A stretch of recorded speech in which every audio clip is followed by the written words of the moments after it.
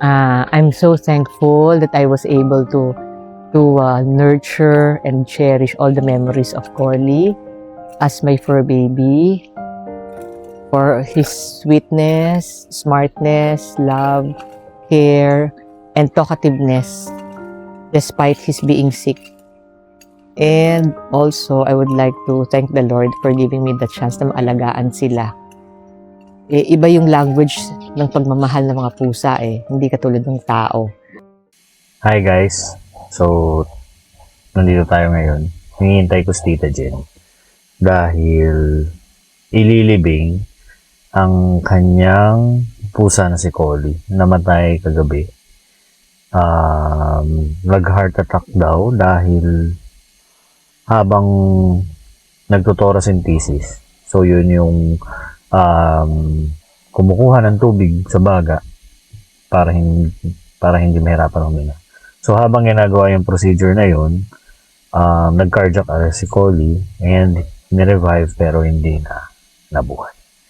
So, ngayon, balak siya ilibing kasama yung kung saan nilibing yung dating pusa ni Tita Jen, si Sky, doon sa amin para daw magkasama silang dalawa. So, ngayon, naghihintay ako na matapos mag-prepare si Tita Jen para makapunta kami doon.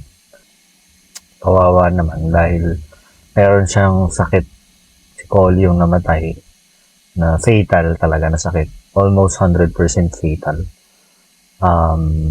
Parang virus siya na nagkaroon na ng mga tubig sa baga, nagkaroon ng tubig sa tiyan. Which is yun. May gamot pero parang 84 weeks or 84 days of treatment na mahal. Pero nakakaisa or dalawang injection pa lang, medyo hindi na kaya. So, ayun. So, I love you so much, baby. nandito kami. Dito na ang karo. Papunta na kami sa resting place ni Collie. Ayan yung ano. Wala ka ba akong make-up, sorry, na sobrang iyak. Ayan yung kabaho. Pangilan na yan, Tijen? Pangatlo, no? Pang-apat na kasi yung dalawang maliit, di ba? Si Hindi, baby. tatlo pa lang. Parang O, tatlo pa plus lang ito. na nililibing ko. Tatlo plus ito, pang-apat to. Parang pangatlo pa lang. Yung isa, iba, sa iba nilibing. Si Beata. Hindi, ano yung si Baby Humble, tsaka si Baby Calico, nandyan yung dalawang Kaya, maliit. Pangatlo lang to. Hindi, si Shai yung Pangatlo una. dito. Si Shai Si yung Shai yung una. una. Yung malaki, yung Calico. Yung yung multicolored. Yun ang baka una. ano? Huli po yata yan. Hindi, yun ang Yung una may- natin. Nilibing. Dito. Yun ang una. Kamusta na? Sino Shai? So, buto na yun, no? Kasi 1 year na yun, no, Jack? Opo. No? Yung dalawang baby, mabilis lang namang maano eh. Dun siya sa likod. Bye-bye, baby. Bye-bye. Bumula yung bibig niyo. Bye-bye, baby. Love you, baby. Thank you, baby. Yan na po yung last na yun. Thank you, baby, for being so loving. Thank you for being a fighter, baby. Bye-bye. Kuya, ba't bumubula yung ilong niya? Kailangan natirang fluids yun. Bye-bye, baby. I love you. Thank you for your love, baby. Salamat. Matigas na siya, kuya.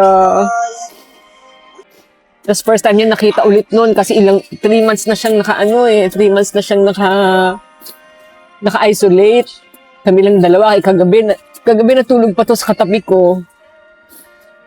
Sabi kanina lang po yan. Kagabi, between 9 to 10. Tas kagabi, last glance.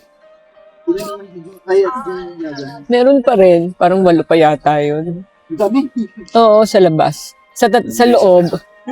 1, 2, 3. Sa loob may 3 pa na mami niya, tas yung 2 kapatid niya.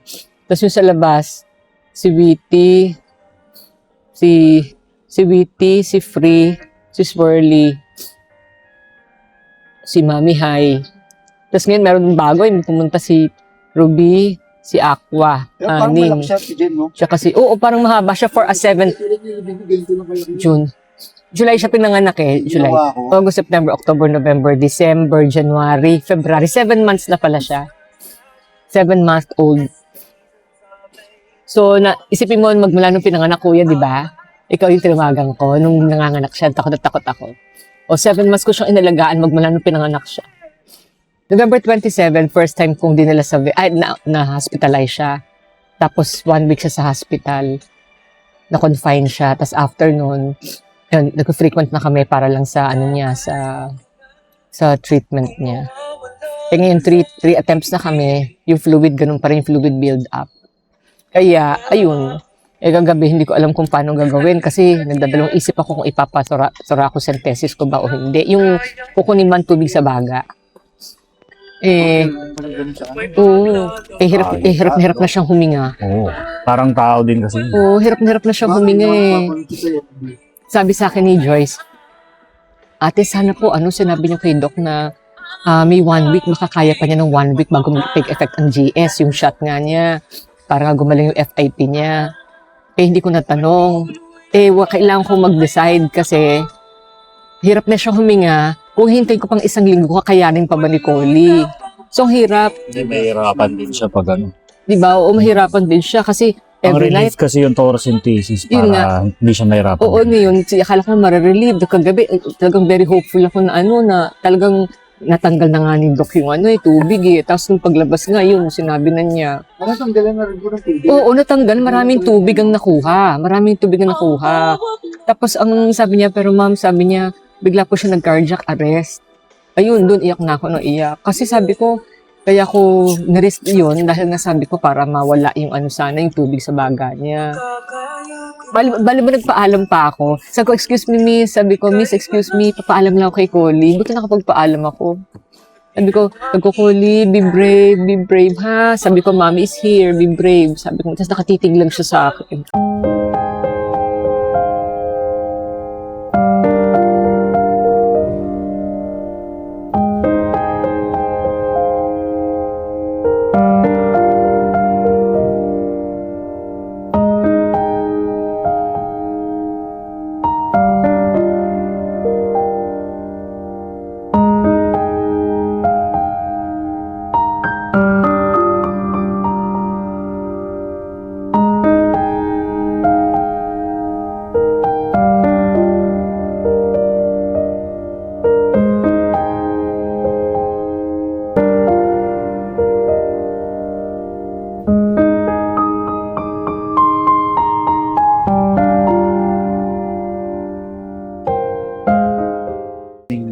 Ulitin. Sige, tulit mo naman.